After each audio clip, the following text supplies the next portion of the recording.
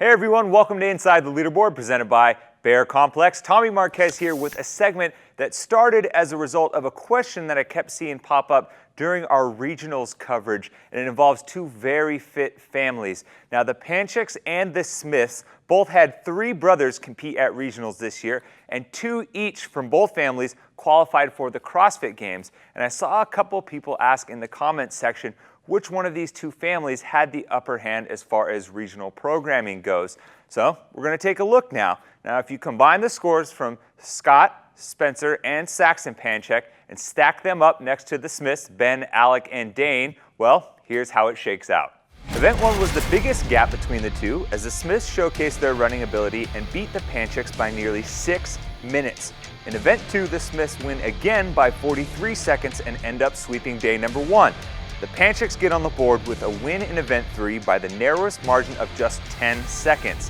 The Smiths come back strong by winning Event 4 and Event 5, with the latter on the back of top 3 finishes in the event by both Ben and Alec.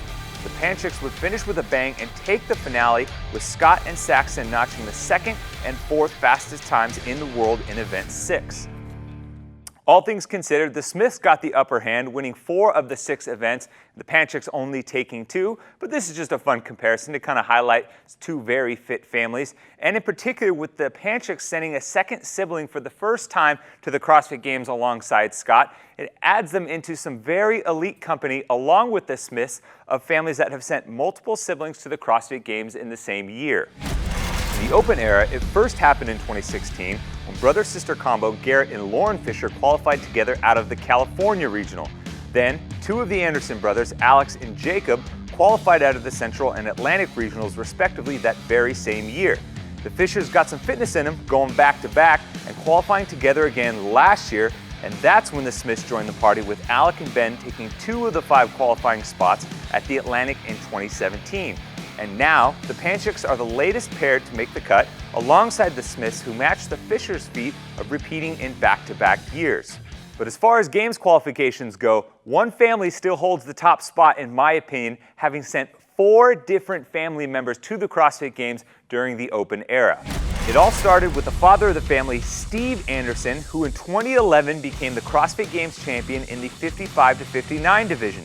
Then, in 2013, Z.A. Anderson became the first brother to qualify, winning his regional and finishing an impressive 10th place in his rookie year.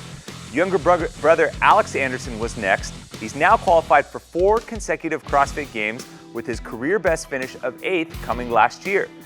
Alex was joined at the Games in 2016 by younger brother Jacob Anderson, who finished 29th at the Games in his lone appearance and who's been a fixture at regionals since 2014. Now, the Andersons have definitely produced some absolute beasts, no doubt. And having 4 CrossFit Games qualifiers in your midst is nothing short of amazing. But I do think there is another really cool piece here, and that's that these families have really prioritized health and fitness.